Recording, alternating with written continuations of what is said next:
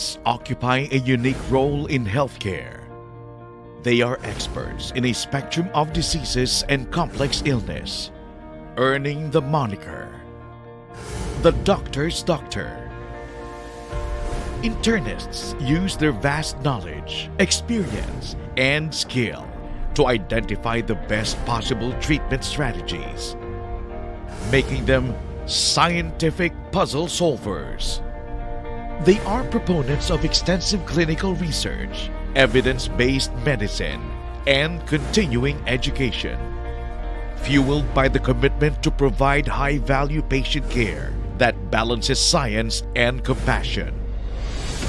In 2023, the Philippine College of Physicians celebrates 70 years of excellence and service above gain.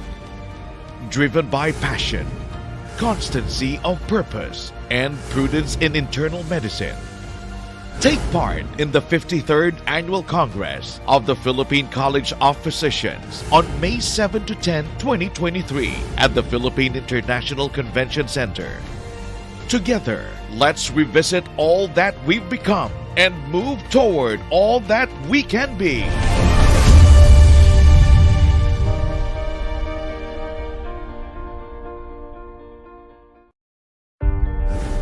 Internists occupy a unique role in healthcare.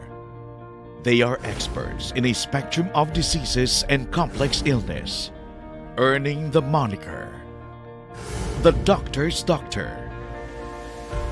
Internists use their vast knowledge, experience, and skill to identify the best possible treatment strategies, making them scientific puzzle solvers.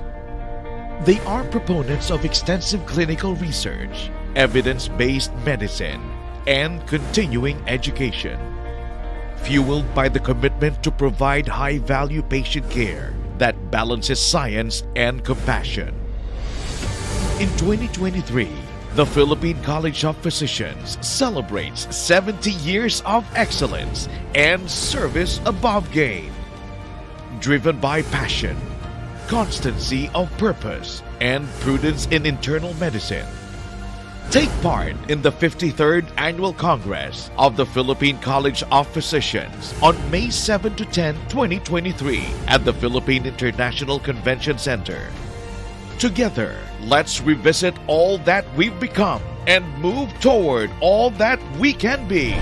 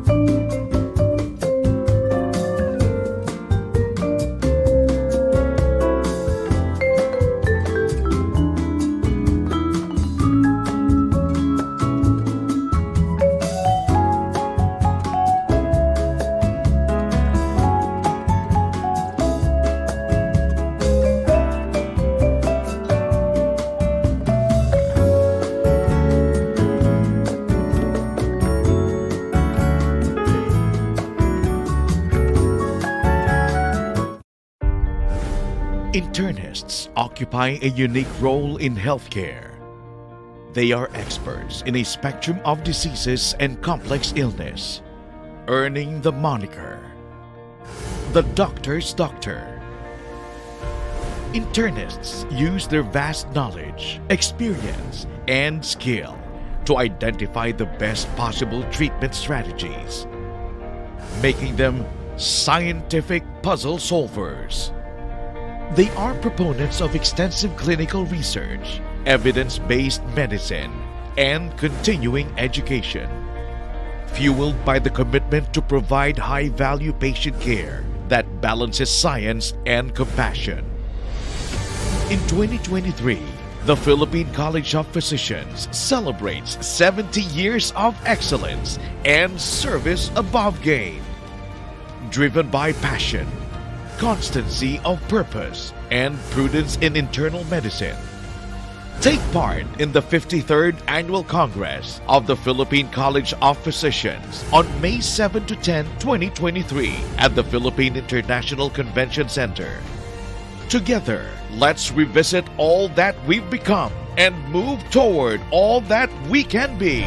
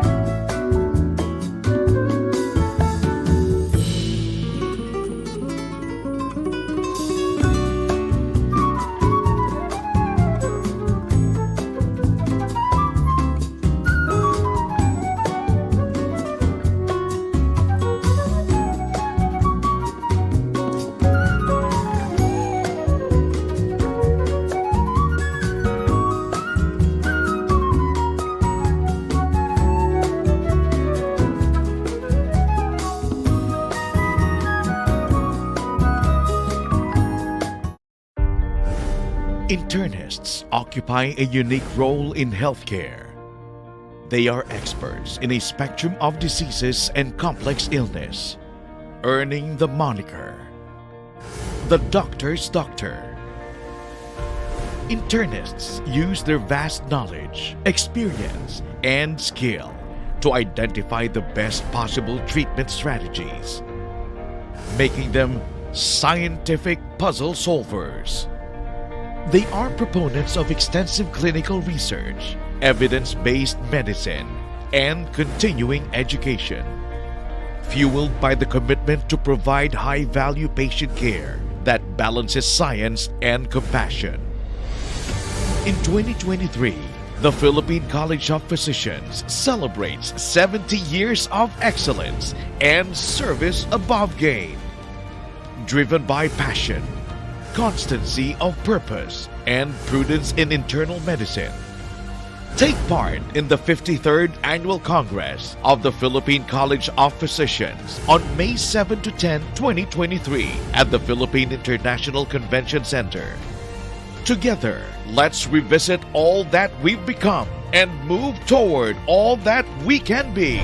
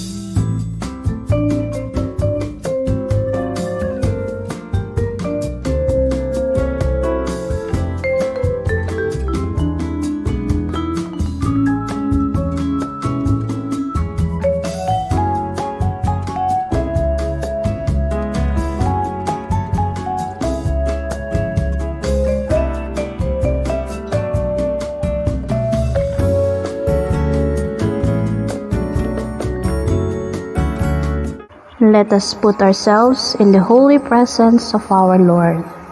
Our dearest Heavenly Father, thank you for making all things possible. We are grateful for all the blessings you are pouring upon each one of us, despite the challenges we are all currently facing.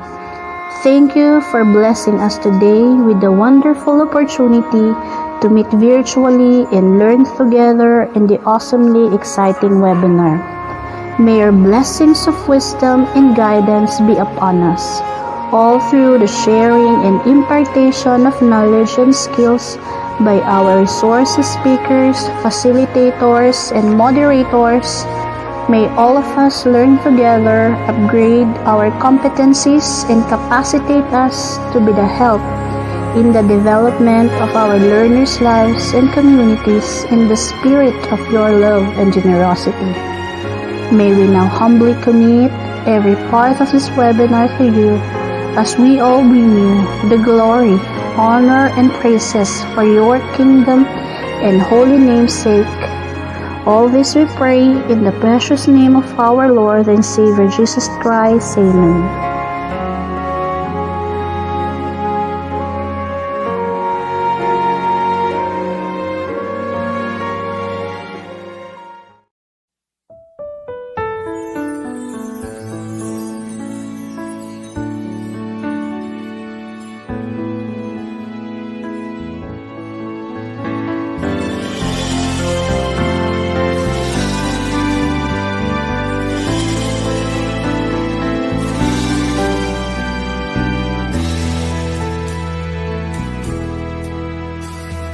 Through the dreadful darkness, we shall lead the light and lead a path to wisdom.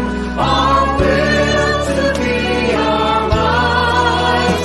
To those in pain and suffering, we shall hear a call.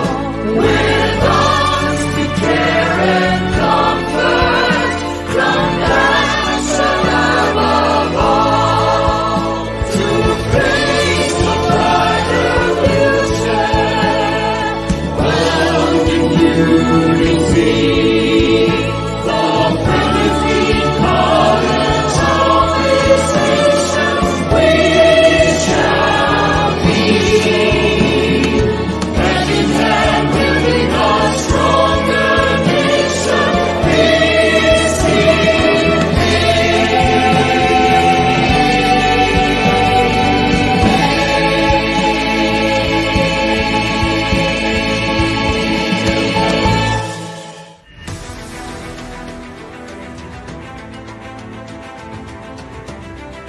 The Philippine College of Physicians, through the Committee on Media Communication and Health Forum, presents its bi-monthly lay forum to promote the advocacies and mission of the college and its component and affiliate societies.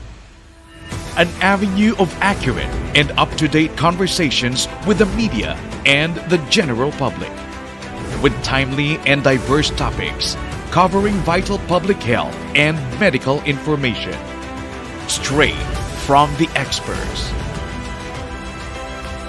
In a platform that is convenient, accessible, and highly engaging. Welcome to the PCP Health Forum.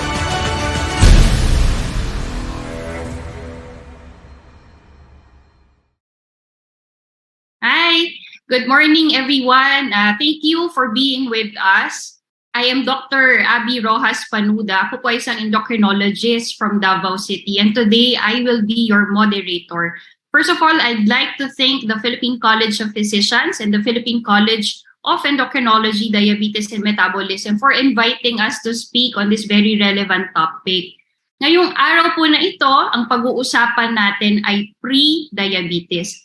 I'm sure po isa sa mga nanonood or nakikinig sa atin ngayon ay nasabihan na ng kanilang doktor na ang sukat nila ay mataas pero hindi pa sapat para matawag na type 2 diabetes.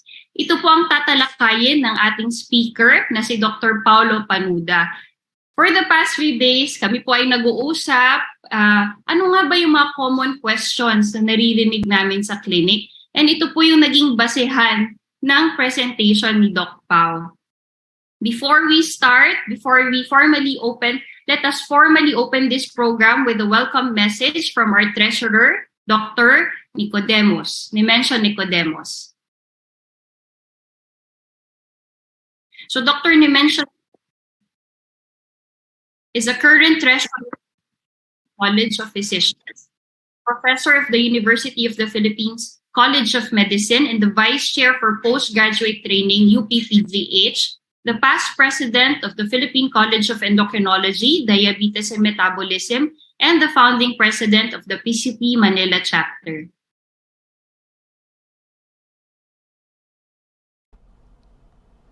Magandang umaga po sa lahat ng sumusubaybay dito po sa PCP Health Forum. Ito po ang avenue ng PCP kung saan amin pong ibinabahagi ang tamang kaalaman tungkol sa iba't ibang mga karamdaman at mga iba pang kondisyon na nakakaapekto sa kalusugan ng ating mga mamamayan. Alam po natin na ang diabetes ay isa sa pinakamahalagang kondisyon na nagdudulot ng pagkasawi sa karamihan ng mga Pilipino. Sa pinakahuling tala po, ang diabetes ang pang-anim na pinaka-importanting dahilan ng pagkasawi ng mga maraming Pilipino. Subalit, bukod sa diabetes, alam po natin na may isang kondisyon na nangyayari bago ang isang tao ay magkaroon ng diabetes. At ito po ang tinatawag nating pre-diabetes.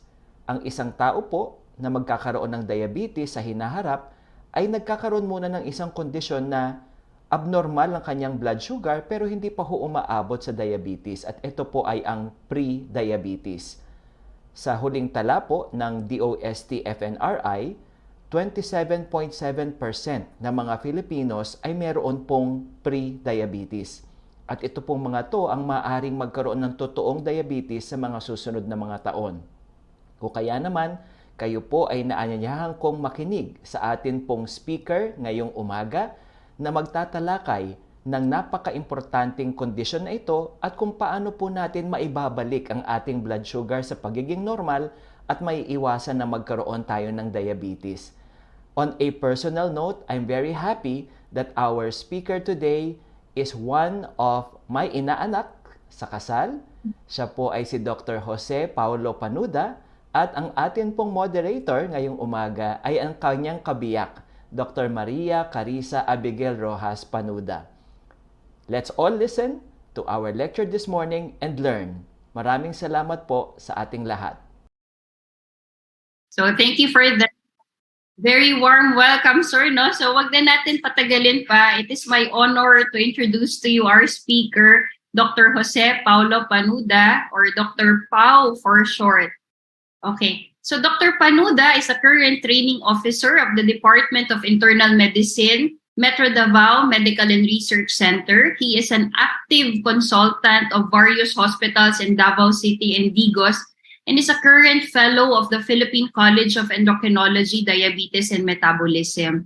So just a reminder po no, sa ating mga viewers, please don't forget to type your questions, and all of these questions po we will answer at the end of Doc Paulo's lecture. So thank you. So without further ado, please start na tayo, Doc Pao.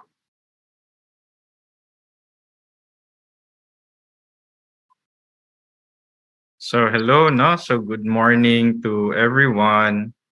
Thank you, Sir Nemi, for that kind introduction, no? And Dr. Abi for that introduction.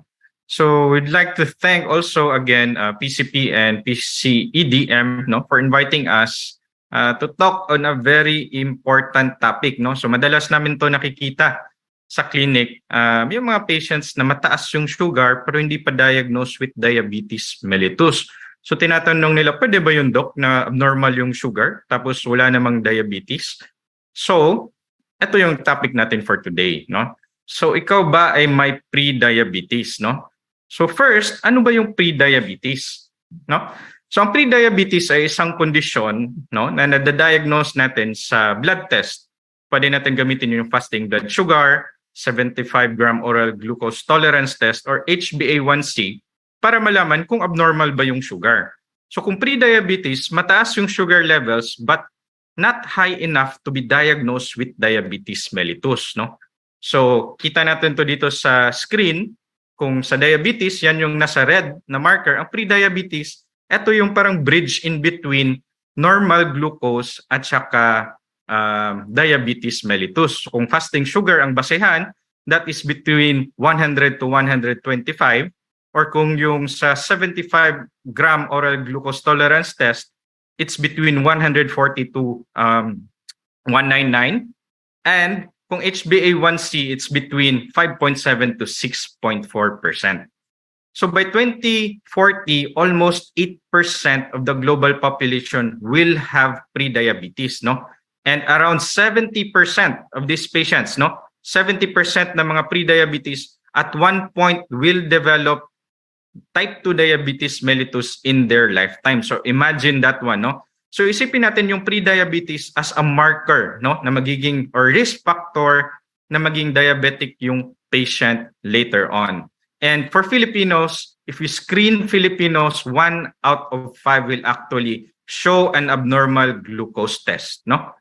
At saka yung tanong ng mga patients, Doc, bakit ba nagkakaroon ng prediabetes, no? So I will discuss also the risk factors later on, but importante na for individuals, no, to imagine how insulin works in the body, no? So paano nga ba yung insulin? Ano ba yung insulin? So yung insulin ay isang hormone na nagre-regulate ng blood glucose ng body, no? So imagine yung nasa bottom right ng isang picture, nakikita natin na may susi, di ba? No, yung susi is actually yung insulin, yung dark dots. Imagine na yan yung glucose. No, so the cell that is outlined by the yellow actually uses insulin to capture that glucose and utilize it for normal bodily function. So what happens, no? Kapag may insulin resistance kasi yung individual, no, yung pasyente, for example, dahil associated with obesity, no? So medyo heavy ang patient. So what happens is nagiging abnormal yung action ng insulin. So kumbaga, hindi na masyado effective yung insulin in promoting glucose uptake dyan sa cells. So nakita natin dyan sa right side of the screen na hindi na siya masyado functioning. So as a response, ang ginagawa ng katawan to compensate kasi hindi na masyado effective yung insulin, it creates more insulin so that the cell will utilize and be able to use those glucose, no, for normal metabolism. So it results to a state called hyperinsulinemia. At saka Doc, ano ba yung mga risk factors ng prediabetes, no? So meron ba tayong idea on which patients na who will later develop into prediabetes? So we have actually several risk factors for prediabetes, and imagine that this is also a continuum that can progress to diabetes mellitus, no? Ano yung una? One, pagiging obese or overweight. So isa to siya sa mga strongest risk factors for developing prediabetes. Kasi nga, yung pagiging obese, associated to siya with insulin resistance. So yung nakita nating diagram kanina, it can develop to patients, no? Especially kung the heavier the patients are, longer standing yung obesity nila, especially kung hindi nakokontrol din yung ibang risk factors. Kasi madalas, hindi lang naman obesity yung present, no?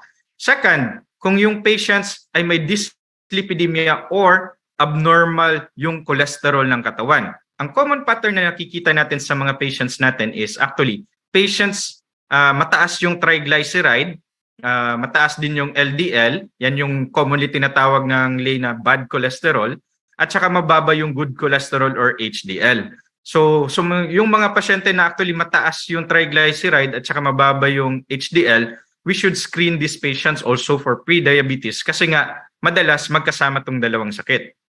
Another risk factor is yung family history of diabetes mellitus, no? So kung may mga kapatid, nanay, tatay, no, first degree relatives na may diabetes mellitus, that should be a sign or a warning na we should be mindful na kailangan natin i-monitor if we develop prediabetes or diabetes later on.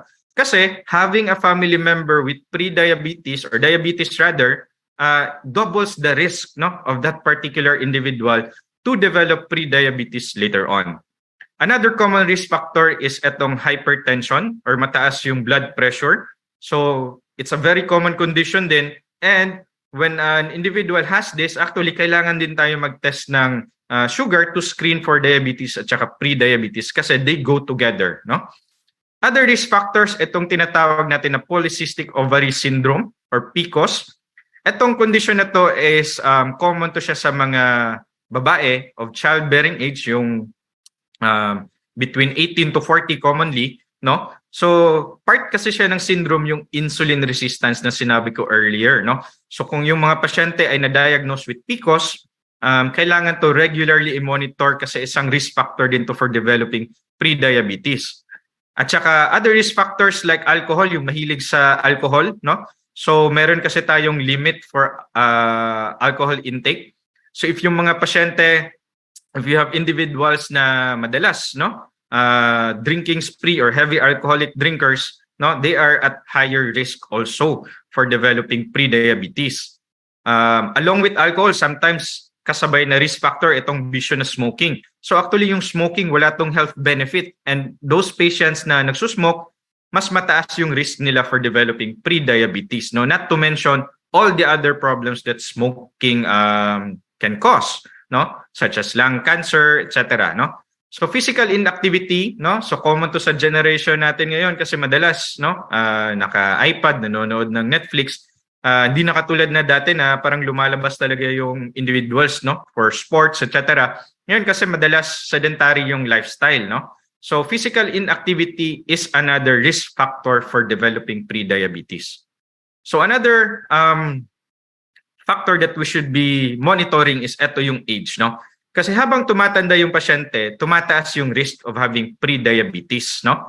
Kasi meron tong changes sa katawan, no, na physiologic changes na tinatawag natin that can lead to insulin resistance, no? At saka lastly, at very important risk factor is yung type of diet na that the individual has, no. So kung yung diet na high in carbohydrates, high caloric diet, no, so especially if you couple that with sweetened beverages, madalas mag soft drinks, no, and most of the time nakikita natin na hindi lang to yung isang risk factor sa isang pasyente, no. Many risk factors can be present within one patient, and then it will result to a higher risk of pre-diabetes. So Doc, meron ako mga risk factors pero wala naman akong symptoms ng pre-diabetes, no? So ano ba talaga? Paano ba namin yan malaman? Or do we have to look at something bago kami magpa-test? So unfortunately, kasi biochemical yung diagnosis na nadadiagnose natin to sa laboratory, yung pre-diabetes, madalas walang symptoms yung pre-diabetes, no? Maliban lang siguro kung nag-progress na siya to diabetes mellitus.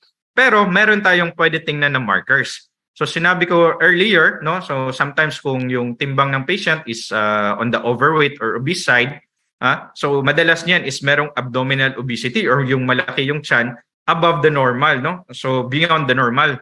So that can be a sign that the patient might have insulin resistance, no, or a risk factor for pre-diabetes. Or madalas nakikita natin to sa mga patients natin na yung maitim, yung dito sa likod ng neck, no. So yan yung tinatawag namin na acanthosis nigricans. That is also a marker that the patient might have insulin resistance or mataas yung risk for having pre-diabetes, no?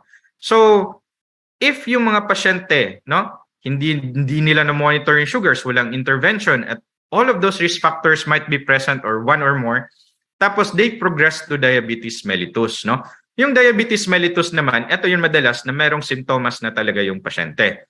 So, common symptoms will include weight loss. So, sometimes pumupunta yung pasyente na, Dok, parang pumapayat ako, hindi naman ako nagda-diet, tapos I'm concerned, no, kung bakit ako pumapayat, no? So, unintended weight loss is actually common complaint kung uncontrolled yung diabetes mellitus for a long time. Kasi nga, inefficient na yung katawan sa paggamit ng asukal, no? Kaya nagiging catabolic, kumbaga parang pumapayat siya kasi hindi na normal yung metabolism, no? Isang symptom also is yung frequent urination. So ihi ng ihi sa gabi, 2 times, 3 times, no? Kailangan pumunta sa CR para umihi. Tapos coupled with that is yung increased thirst. So uhaw always yung pasyente, no? So, inom sila ng inom ng tubig. Tapos, Dok, naka 2 liters, 3 liters na ako, parang uhaw pa rin. No? That is actually also a marker that the patient pwede may diabetes mellitus na kung not previously diagnosed.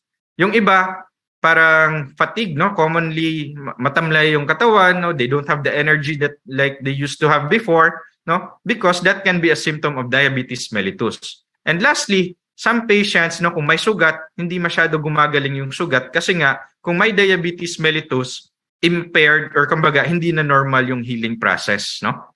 So ano ang implications ng pagkakaroon ng pre-diabetes, no? Kailangan natin to tandaan na any organ in the body can be affected by an abnormality in sugar. Even if yung pasyente hindi pa diabetic, hindi pa ganoon kataas yung asukal, having pre-diabetes itself is already a risk factor for having cardiovascular diseases or mataas yung cardiovascular risk. Ibig sabihin ng cardiovascular risk, higher risk na magka-heart attack, heart failure, or stroke, no? So, importante talaga na mag-screen tayo at tsaka i-correct natin yung mga modifiable risk factors for cardiovascular disease at tsaka pre-diabetes. Isa rin tong komplikasyon kung nag-progress talaga yung pasyente, yung pre-diabetes, naging diabetes mellitus, no? Commonly, meron kaming category mga doktor na gusto naming bahagi sa mga pasyente itong microvascular complications at saka yung tinatawag natin na macrovascular complications ng diabetes mellitus. So madalas yung diabetes mellitus kung uncontrolled for 5 years or more, no, meron ng mga komplikasyon. So pagdating ng pasyente, ito yung mga tinatanong namin, nag-a-assess kami. So kung yung neuropathy may problema na sa nerves, no, because of the high sugar, nangyayari is commonly nagrereklamo yung mga pasyente na, Dok, nagmamanhid na yung kamay ko at saka mga paa, no? So sometimes kung long standing, hindi lang pagmamanhid, nagiging painful na siya or masakit, no? So at that point usually mahirap yan siya gamutin kasi like nagiging painful diabetic neuropathy na, no? So those are one of the microvascular complications. Another complication is yung retinopathy, no? So sometimes yung pasyente nagrereklamo, Dok, lumalabo na yung paningin ko. Dahil ba to ilang pa-check up na ako sa mata para hindi naman ako correct kapag pinalitan yung eyeglasses ko, no? So for long standing diabetes, that can be a problem of the retina, yung sa likod ng mata, responsible for vision, no? Kasi tandaan natin yung diabetes is actually the number 1 leading cause of blindness worldwide, no? So kailangan if may diabetes, kailangan talaga to i-screen for the presence of retinopathy, no? Another dreaded complication or natatakot talaga yung mga pasyente is, Dok, ayaw namin ma-dialysis kaya regular talaga yung check-up ko, no? Yan yung tinatawag natin na nephropathy. So yung nephropathy, nasisira yung kidney because of the chronically high na sugars ng katawan, no? So these are several stages, no? So it will deteriorate over time. At saka madalas, hindi lang to yung komplikasyon na present, no? So usually kung may neuropathy, kasama na yung retinopathy at saka nephropathy. So dito na naman tayo sa right side of your screen, no? Yan yung tinatawag natin ng macrovascular complications, no? So ito yung mga macrovascular complications, cardiovascular disease, example nito is nagha-heart attack. So having uncontrolled diabetes mellitus actually will put our patients, mas mataas yung risk nila for having a heart attack compared to those patients without diabetes mellitus. And commonly, ito yung reason, one of the main reasons bakit namamatay yung mga pasyente because of having a cardiovascular accident, no? So pwede din high risk for stroke at saka itong tinatawag natin na peripheral vascular disease. So bali yung mga ugat going to the legs, no? Medyo narrow na because of the damage that the high sugar is causing when the diabetes is uncontrolled. So yung mga pasyente, sumasakit yung paa kapag naglalakad ng malayo, no? So that can be one indication. At saka tinitingnan din namin yung paa, pinapalpate namin yung pulso kung okay pa ba, no? So sometimes mahina na yung pulse, no? So that is a marker that the patient's blood vessels might be narrowed na, no? Kapag uncontrolled yung diabetes mellitus. So yung mga pre-diabetes, hindi yan siya isolated. Then sometimes kasama yan siya ng hypertension, dyslipidemia, no? Or abnormal yung cholesterol. That will cause blockage of the blood vessels, and some patients will also be smokers, no? So it's important kapag may pasyente kami na pre-diabetes, we actually screen for all of these cardiovascular risk factors, no? Kasi some of this might be modifiable, so we can do something about it, no, to prevent the progression to diabetes mellitus. So sino nga dapat, Doc, sino ba nga yung dapat kailangan natin screen for pre-diabetes, no? So actually nasabi ko na yung mga risk factors for diabetes, pero kailangan ko to ulitin to emphasize the point na sometimes it's just silent. Meron tong mga ibang markers na kailangan natin tandaan. So number 1, no? So in adults, yung mga overweight, yung mga obese who have one or more of the following risk factors, no? So kung Asians naman, yung BMI of more than 23 including Filipinos, no? So if you are overweight, no? At saka you have a relative, first degree relative, yung mga kapatid, nanay, tatay, with diabetes mellitus, you should have yourself tested, no, for pre-diabetes, no? Yung mga pasyente na merong cardiovascular disease, no, or cerebrovascular disease, no, these patients should be tested kung may hypertension or kung mababa yung cholesterol na HDL to less than 35 or mataas yung triglyceride of more than 250, no? Sinabi ko na rin to yung mga pasyente na may PCOS, no?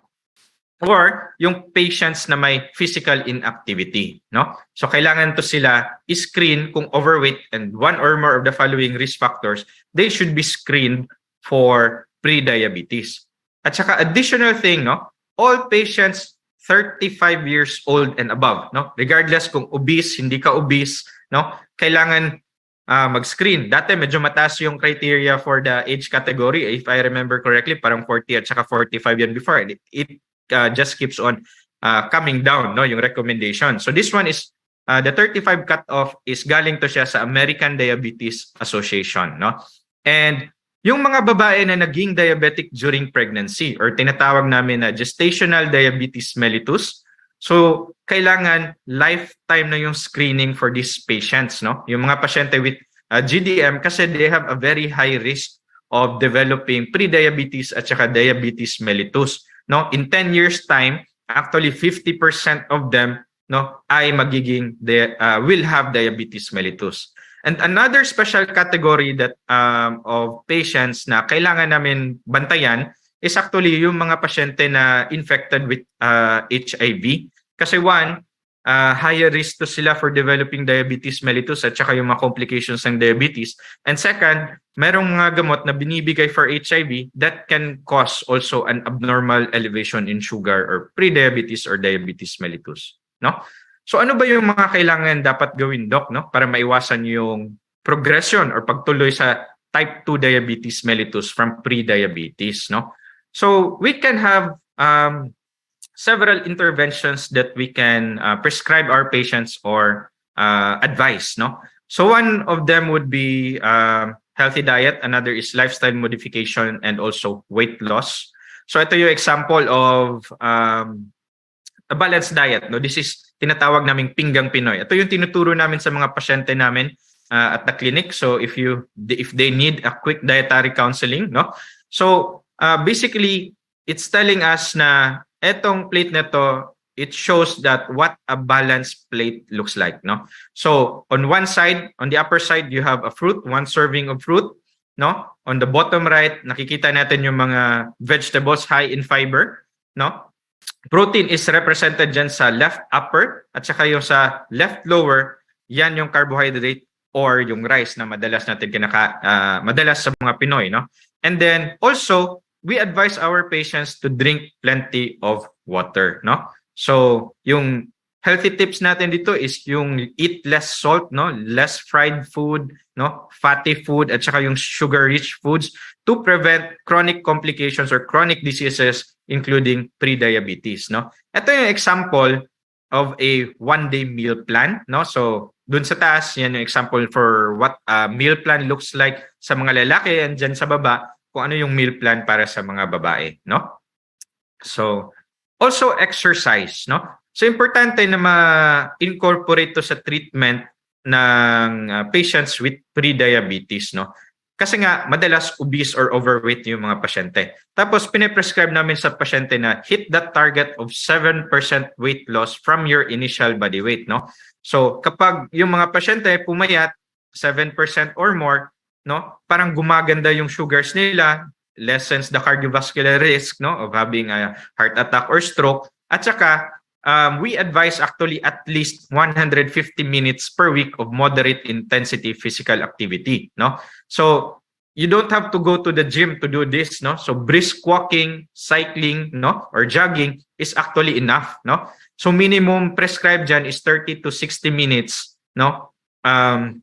In a day. So hindi siya pwede 150 minutes on a Sunday. It has to be at least 5 times a week at saka walang 2 days sa pagitan ng 2 exercise sessions, no? So 7%, bakit ito yung recommendation? Look, bakit 7%, hindi 6, hindi 8? Kasi yung mga pag-aaral kasi natin for weight loss, no, as a treatment for prediabetes and diabetes, ito kasi yung parang nakita nila na practical na at saka achievable. And it's also not enough na pumayat ka by 7%, okay na. Dapat, no, na-maintain yung weight loss of 7% or more, no? So, other than proper nutrition, exercise, no, physical activity at saka yung diet, no, ano pa bang pwede natin ma-offer for our patients, no? So, one example of treatment is actually metformin therapy. So, ginagamit namin to for prevention of diabetes mellitus. At saka, yung mga pasyente na bagay dito or they fit the category for intervention with metformin, etong mga pasyente na adults with prediabetes, especially kung yung BMI nila is really on the obese side, no? So 35 or more, no, or even lower if you have additional risk factors. At saka kung yung A1C 6.0, fasting plasma glucose or yung sugar 110 milligrams per deciliter, no? Kasi the closer you are to the cutoff sa diabetes mellitus, the higher kasi yung risk, no? And giving metformin can prevent the complication of going into diabetes mellitus at saka kasama na yung mga ibang sakit, no, associated with diabetes mellitus. At saka yung mga pasyente din na may prior diagnosis ng gestational diabetes mellitus.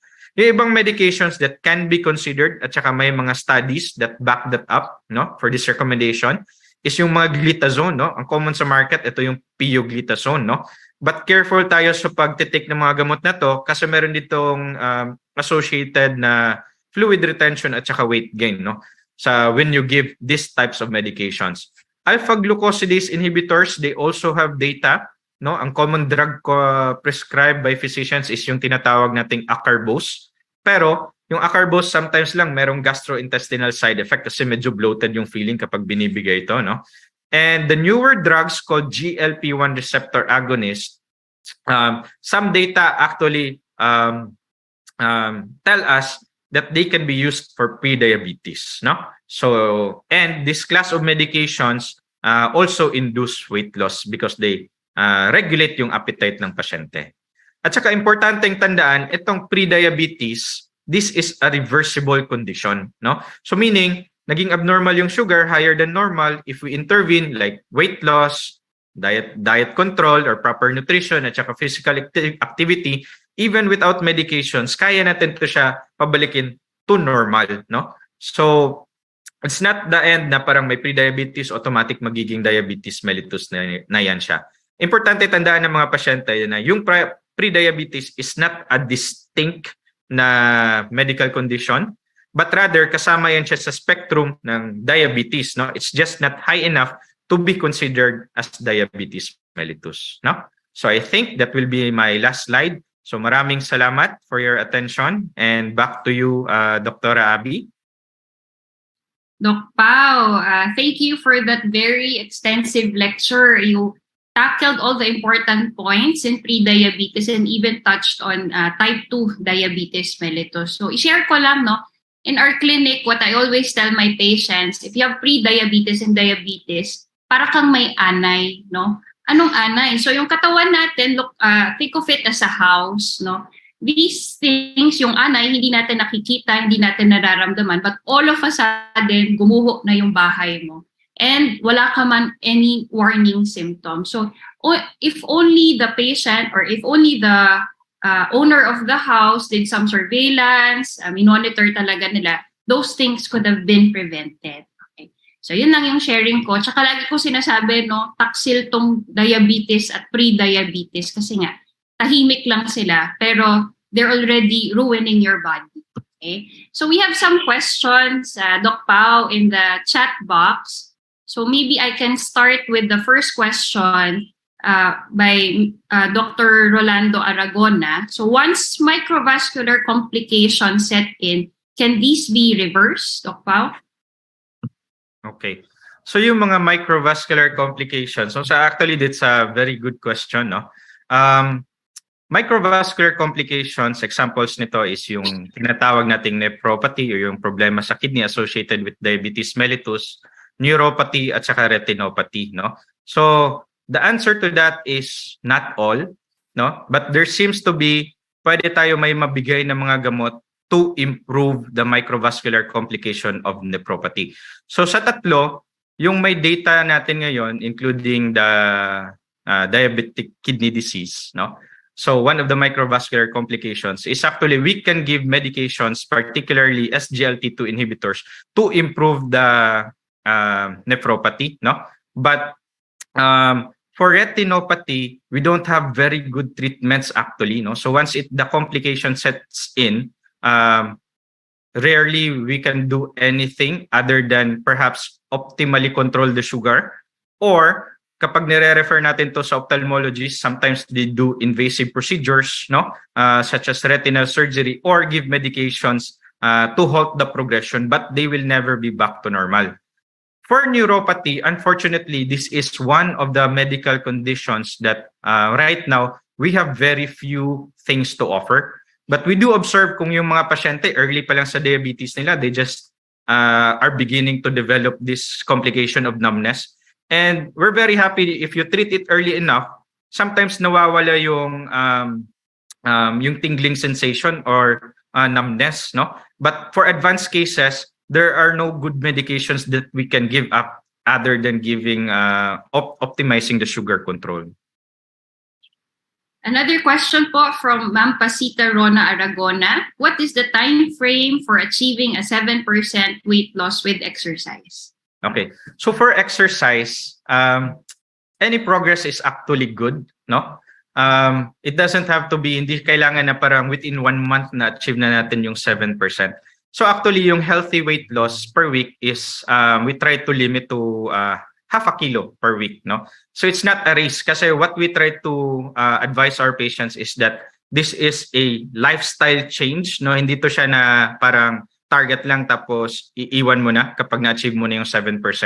So, at saka continuum yan siya. So whatever weight loss, regardless kahit naging 5% lang yan, 7% lang yan, 10% or even 15 weight loss, that's a spectrum. So meaning, even if you don't achieve the weight loss of a 7%, meron pa rin yan siyang health benefits, no? So for the timeline, no, we try to encourage patients to achieve their weight loss goal safely, no? So at least kung gusto nila mabilis, about 0.5 kilos per week yung weight loss, no? Agree ako dyan, no, Doc Pao. Because in the clinic, nakikita natin, mas kakabahan ako dun sa mga biglang bagsak ng timbang after 1 month kasi I know that they did crash diet. So that's something that we do not advocate. I tell my patients, sige, try natin 3 months and then konting progress, I really commend them already so that they'll be encouraged. What I emphasize to them is dapat it's something sustainable. Hindi pwedeng first 5 months lang paya tapos biglang wala na, tatamarin na sila. So, agree ako doon. Okay? So, another question. Ang daming questions na. Hello po, Doc. For patients with pre-diabetes prescribed with metformin or other medications, can they still stop the medications once the blood sugar is controlled or should they be maintained on it for life? O yan, common question ng patients. Okay. So that's a good question. No? Sometimes gusto ng mga pasyente kasi they bargain. Doc, kung kontrolado na yung sugar ko, tigil ko na yung mga gamot. No? So depende yan siya. Actually, case-to-case basis to. No? Kasi sometimes yung ibang risk factors, if for example, yung pre-diabetes, no? Is yung dahilan is yung pagiging obese. So we give medication like metformin to control the pre-diabetes, no? But at the same time, we encourage weight loss and exercise, no?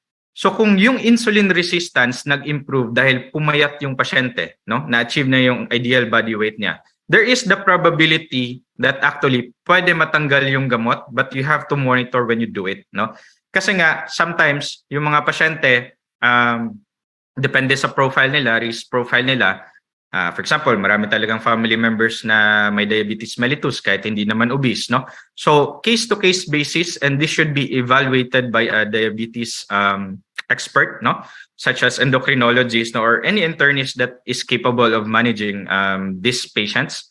So ang sagot dyan, it's not that easy, but it can be tried kasi nga yung pre-diabetes, no? If yung indication pre-diabetes kasi reversible, yan siya. And then if you control the risk factors that actually contribute, no? So I would advise you to go seek and consult back your doctor who gave the metformin. Okay, agree. So ito pa, since we're in the topic of medications already, common question ng mga pasyente natin, Doc Pao, is what is the use, no? Doc, can I just drink herbal medication? So is there a role, no, for herbal medications in patients with pre-diabetes? Favorite question din yan ng mga patients, no? So madalas kasi ang daming marketing ploys, no, to you buy this medication for not just for diabetes, no, hypertension, arthritis, etc. So ang word of caution ko lang dyan is kung walang approved na indication set forth by the Philippine FDA, you should be suspicious or rather cautious, no, of these medications, no? Kasi hindi naman ibig sabihin na it's herbal, natural, na automatic, that's safe, no? So actually, we have several patients developing complications because of herbal medications, no? Maybe some are neutral, doesn't cause damage, no? And in some, maybe it's beneficial, but as long as hindi yun recommended by our governing body that actually protects patients and the consumers from medications, no? You should check. So if you're not sure, actually, what I want you to do is, yan yung sinasabi ko rin sa mga pasyente ko, Doc, can I take this medication? Tinitingnan ko mismo yung gamot. So when they come to my clinic, I try to check the ingredients kasi malay mo yung mga ingredients doon, meron palang metformin, kaya gumagaling yung pasyente kasi may halong metformin, no? So merong mga gamot na gano'n, no? So ang advice ko to answer that question, be cautious on what herbal medications you are taking. And perhaps show it to your physician so that you'll be guided kasi hindi naman yung herbal medication is hindi naman yung iisa lang yung uri, di ba? So marami naman yan still in the market. Thank you for that, no? So another medication question. Doc, you mentioned about metformin. Hindi ba ito nakakasira ng kidney? So top one question na sa clinic. So sige, how do you answer it? Yung common concern din, no? So mayroong bad press yung metformin that it destroys the kidneys, no? Dapat this should be taken into context kasi madalas kasi yung patients na naka-metformin lang, eto na yung mga full-blown diabetes mellitus, no? Kung may complications kasi ng nephropathy or nasira na yung kidney, madalas dahil yan siya sa mataas yung asukal or uncontrolled yung medication, no? Kung nag-follow up yung patient, siguro nadagdagan ng ibang gamot to control the sugars, but metformin itself will not cause kidney damage. So safe po yan siya sa kidneys, hindi yan siya nakakasira. But rather, nasisira yung kidneys because of the uncontrolled diabetes mellitus, at saka kasama pa yung hypertension and also yung uncontrolled na cholesterol kasi they all contribute to kidney damage. Sige. So we have two questions that are similar, no? For those identified with pre-diabetes, Doc, how often po ba ang repeat ng laboratory and yung follow-up and monitoring? Okay. So kung yung pre-diabetes mellitus, you're on treatment already, no?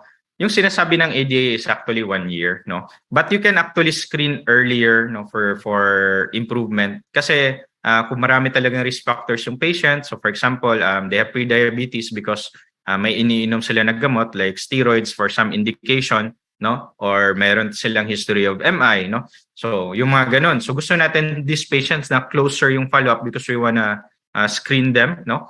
And another related question siguro is For example, if yung screening mo, doc, is nag-screen ka, normal naman, pero meron ka mga risk factors for pre-diabetes, how often mo? Dapat every 3 months ba? Dapat every 6 months ba? 9 months or every year ka mag-test? The answer to that is actually there's no exact guidance on how to do it based on studies, but yung recommendation at least every 3 years, not more than 3 years, no? So, pwede siya earlier, 1 year, 2 years, or even 6 months depending on the patient profile.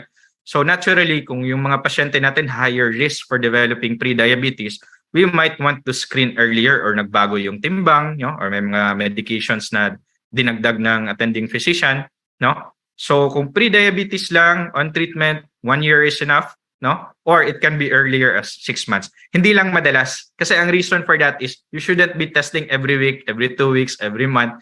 Kasi ang reason for that, one, it's costly. And second, meron yung mga false positive findings if you do it too frequently, no? So kumbaga, kakabahan lang yung pasyente, nagde-develop ng anxiety na, doc, tumaas to by 5 milligram per deciliter tapos hindi naman significant. So 6 months to 1 year would be enough. Another question. So, ang dami ng questions, Doc Pao, no? So, another one from anonymous attendee. Is it okay for pre-diabetic patients to do intermittent fasting or ketogenic diet? So, we often see our patients here, actually sa clinic, lagi niya sabihin, Doc, IF na lang ako, or di kaya, Doc, isang subo na lang ng kanin ako, tapos tinan mo ang ganda na ng sugar ko, no? So, how do you manage these patients? So itong intermittent fasting, no, so the intention really is to decrease yung caloric intake, no, such that negative yung energy balance ng katawan kaya pumapayat yung pasyente, no. So you need to be supervised, no. So the answer to that, it depends on the profile of the patient. So for example, meron kaming mga patients with type 2 diabetes, no, or yung mga pasyente na on several medications like naka-SGLT2 inhibitors that actually also promote the development of ketone bodies in the blood, no? So yung mga pasyente na may history of diabetic ketoacidosis, definitely we will not prescribe these kinds of medications, no? So intermittent fasting in selected patient categories, maybe we can do that, no? But it has to be on a case-to-case basis, no? So yung mga recommended diet actually by the governing bodies like ADA, no, is actually yung Mediterranean diet, no, high in fiber, you know, healthy oils. Tapos diets in general that are low in food like low glycemic index, no? So yung carbohydrates binababaan, so sometimes they are better, no? So individualized po yan siya, no? So depende po sa profile ng patients at saka yung ibang sakit nila.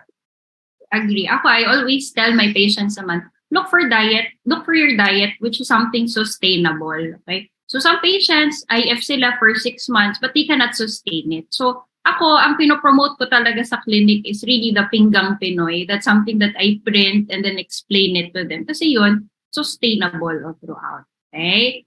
So, meron pa tayong question dito, Doc Pao. No, nakalimutan natin sagutin. No? Yung style ng patients natin na isang subo lang daw para gumanda yung sugars nila, isang subo ng kanin. So ano ba to? Is this a patient with diabetes or pre-diabetes? Diabetes. And we often see that in patients na diabetic na, yun nga, isang subo lang daw. Kaya the next day, ang ganda ng sugar. So, paano natin ito correct? So, yan, no? So, yung katawan natin, meron tayong energy requirement na we get from food to help sustain normal bodily function. Isang madalas na misconception, kapag mataas yung sugar, Doc, 200 kasi yung sugar niya, hindi namin pinakain, Doc, no? So actually, that is a wrong practice kasi you are not addressing the main problem in diabetes mellitus, no? So tandaan natin, ito yung 4 pillars namin din sa diabetes treatment, no? Tinatawag namin sa PCEDM, yung society namin na 4 dapat. So ano yung number 1? Since yung pasyente natin, abnormal talaga yung pag-handle ng sugar ng katawan, no? Kahit kakain yan or hindi kakain yung pasyente, tumataas talaga yung sugar. Kasi nga, isang abnormal na yung pag-handle ng sugar. Kailangan ng gamot to handle this abnormality. So you give medications, no? Like, for example, metformin, SGLT2 inhibitors, etc. No? Second pillar, so that is medication, yung number one. Yung second pillar is proper nutrition, no? So kailangan, we have to provide the minimum number of proteins, lipids, and carbohydrates to sustain bodily function to normal levels, no? So normal, no? Third is yung physical activity. So kailangan may some form of exercise, no? Just to improve the insulin resistance commonly found in type 2 diabetes and also promote weight loss and cardiovascular health, no? Apat, the fourth component of apat dapat is yung regular follow-up with a physician, no? So kailangan makita kayo ng physician nyo at least every 3 to 6 months depending on the sugar control para ma-advisean kayo kung ano yung proper na pag-adjust ng gamot, dagdag bawas, no, or shift to other medications. At saka second, kung may mga complications kasi on the diabetes mellitus, no, or if it develops complications, mas madali kasi yun siya gamutin when it is at the very early stage, no? So, yan yung masasabi ko dyan, no? So, you have to address all. So, you have to give the medication, no? You have to promote a healthy lifestyle, no? Proper exercise and also nutrition. So, hindi ibig sabihin na, Dok, hindi lang ako kakain pero hindi ko titake yung medication ko, Dok, pero ano lang ako, like one spoonful lang of rice para hindi tumaas yung sugar. So, that is a wrong thinking with regards to what diabetes is. Agree. Tapos uso pa dyan, Dok, nag-root crops lang ako. Ganda ng sugar ko the next day. So, okay. Ito pa. Another question from Dr. or Ma'am Emma Elia Galvez. How long do you give metformin to young pre-diabetic patients without other risk factors? Okay. So, how long do you give metformin to young pre-diabetic, no? So, without other risk factors, depending also on how young, because generally metformin is a safe medication to use, no? So the answer to this would be depending on the sugar control of the patient and more importantly, the weight of the patient, no? So without risk factors, so ibig sabihin kasi nito, hindi siya obese siguro, if I'm not mistaken. So normal BMI, but with pre-diabetes, no? So you have to answer this by looking siguro kung the possible mechanism why that patient has pre-diabetes. So kung walang risk factors, I'm guessing baka familial to siya na diabetes, no? Yung mga risk factor niya might be in the family members. Kasi if ganon, very high risk yan siya of progressing to diabetes mellitus kung hindi naman obese, no? Wala namang mga medications that can raise the sugar or active yung patient, hindi siya sedentary. At saka young, so ibig sabihin less than 35. So these patients actually will have a very high risk for developing full-blown diabetes mellitus. For me, as an opinion, I would continue your metformin indefinitely, no? Depending din on the monitoring kung ano yung A1C at saka FBS. Okay. Another question. Is it okay to start treatment for pre-diabetes immediately, especially if they cannot promise lifestyle medication? So, common din yan sa clinic. Yes, common yan siya, no? So, I have to admit, no, very few patients can actually sustain the lifestyle modification of like exercise 150 minutes per week, no? Or yung pag-control ng diet, no? So, especially if you live in a city, yung accessible lang yung mga fast food, magda-drive-thru ka lang, no? So, it depends, we individualize our treatment. So, if I see my patient na mahirapan mag-commit, no, to this lifestyle modification, dietary changes, removing the additional risk factors, I would suggest that you give already, no, these medications just to halt the progression. Kasi if we are very confident naman that consistent to si sir kasi like eto triathlete, no, may pre-diabetes tapos triathlete etc. Kaya niya. Pero there are certain conditions that you might want to maintain na lang yung mga medication to help delay the progression or improve the sugar control. Ako din agree, no. When I first see patients na pre-diabetic or type 2 na kaka-start pa lang, I ask them to come back after 2 or 3 months. And then reassess para may proof talaga, may resibo. And if I see that it doesn't improve, then I would really start the metformin already and explain to them yung benefits since they tried na nga daw the lifestyle modification and it failed. Okay? So we have a few last questions. We have to wrap up in a while. Okay. Okay. Favorite nila ang metformin, ha? Doc Pao, are you aware of this? Does ALA GLA has a role in DM neuropathy? If So so, ALA, will it be ALA maintained GLA, no? during sugar So as is far as I know, yung all the governing bodies that actually make the guidelines on diabetes, no? So European, Japanese, American, they do not have a recommendation on the use of those medications because as of now, there is no really good medication to reverse neuropathy. No? So wala pa po. That's why it's very important that we control diabetes mellitus at a very early stage. So the concept of those like yung mga ALA, etc., there might be some smaller studies that actually say that there is some benefit, but you should be careful in interpreting small studies, no? Kasi sometimes they do not necessarily translate in the larger phase 3 clinical trials na there will be benefit, no? The concept really is to give antioxidants, kumbaga, to reverse those, to prevent those oxidative damage in the nerves, no? But for now, unfortunately, in every convention on diabetes, I always sit down on topics on neuropathy, hoping that there might be some progress. Unfortunately, right now, there is no good medication to treat that. Okay. So I think it's already time. We have to wrap up everything, no? So Doc Pao, do you have any take-home messages for our viewers today? Yeah, no? So ano lang, treat prediabetes as a warning sign, no? This is a marker for increased risk of developing diabetes mellitus at saka kasama na yung complications ng diabetes mellitus, no? Cardiovascular disease, no? But the good news is, no, interventions can be given to delay the progression to diabetes, no, such as proper nutrition, physical activity, and importantly, weight loss. And sometimes we can couple this with metformin, no, with medications like metformin and GLP-1 receptor agonist, no. So it's important na tandaan lang na, oy, may prediabetes ako, you should be careful na baka mag-progress to diabetes mellitus, no? So have your yearly checkup, follow up with your physician.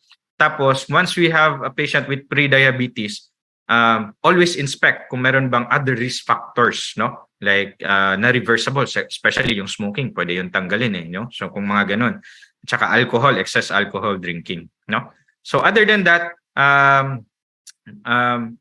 yung good side naman ito, if your patients have pre-diabetes, we caught it very early rather than para full-blown diabetes with complications na. So may time tayo to intervene, no, and bring it back to normal and prevent the complications. And it's always a partnership with our patients, no. So we discuss our options, no, to try to encourage them so that they can be the best guide, no, for themselves on how to manage their condition. So I think that's it, no? So thank you very much for having me here today. Wala na rin po akong maidadagdag, no? Perfect na yung sinabi ng aking asawa. Okay. So before we end, I think we have we have an announcement to make. So inviting everyone once again sa ating 53rd. Ay, nasa na? Okay, sige. We have PCP Radio Verit. Sir, naguluhan na. Okay, so ito na lang. So inviting everyone, May 7 to 10, please do not forget the 53rd Annual Congress at the Philippine International Convention Center. So to formally close our program, let me call on our President of the Philippine College of Endocrinology, Diabetes and Metabolism, Dr. Marjorie Ramos. Okay. So Dr. Marjorie Ramos, current president for endocrinology, diabetes and metabolism. She is the secretary of the Philippine Society for the Study of Overweight and Obesity, the assistant professor of FEU School of Medicine, and a fellow and diplomate of the PCP and the Philippine College of Endocrinology. So let's hear her closing remarks.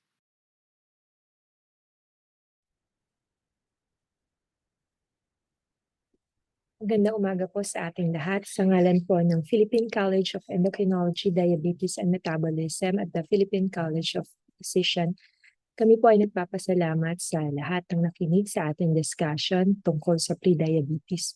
Nagpapasalamat din po tayo sa ating napakagaling na speaker and moderator kung saan sila ang nagpaliwanag tungkol sa ano ang prediabetes.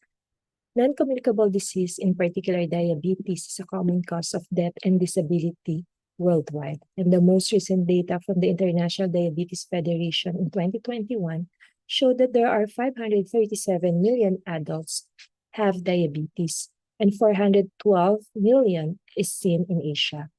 But what is more important is that there are 541 million adults worldwide that have prediabetes and makes them at higher risk of developing diabetes. Pero maaari pa po nating malaman na mas madami pa ang hindi nakikita dahil hindi sila na-examine. But more than these numbers, ito rin ay isang oportunidad para mapigilan natin ang pagkakaroon ng diabetes. Ang prediabetes ay isang pagkakataon kung saan maaari pa rin maibalik sa normal ang level ng blood sugar o maaari ding magpatuloy at maging diabetiko. Recognizing individuals who are at high risk of developing diabetes, identifying those who are already with prediabetes, and intervening with those groups is our goal to prevent the progression to a full-blown diabetes. Nais po namin na sa pamamagitan ng talakayang ito na madami kayong matutunan upang makatulong na maiwasan natin na magkaroon ng diabetes at mapabuti palalo ang kalusugan nating mga Filipino.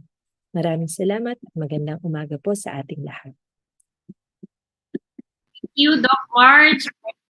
Thank all the attendees. I hope you learned a lot from this session. Please feel free to message us if you have any additional questions. And with that, I'd like to wish you to have a very good week ahead of us. Okay? Thank you and goodbye.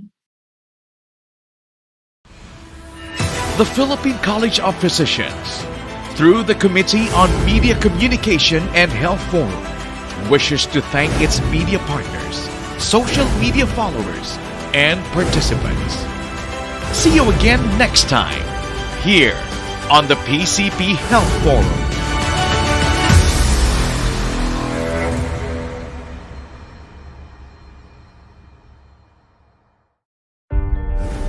Internists occupy a unique role in healthcare. They are experts in a spectrum of diseases and complex illness, earning the moniker the doctor's doctor. Internists use their vast knowledge, experience, and skill to identify the best possible treatment strategies, making them scientific puzzle solvers. They are proponents of extensive clinical research, evidence-based medicine, and continuing education, fueled by the commitment to provide high-value patient care that balances science and compassion. In 2023, the Philippine College of Physicians celebrates 70 years of excellence and service above gain. Driven by passion, constancy of purpose, and prudence in internal medicine. Take part in the 53rd Annual Congress of the Philippine College of Physicians on May 7 to 10, 2023 at the Philippine International Convention Center. Together, let's revisit all that we've become and move toward all that we can be.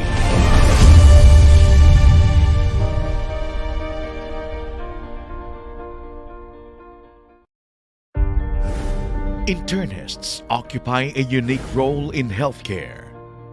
They are experts in a spectrum of diseases and complex illness, earning the moniker the doctor's doctor.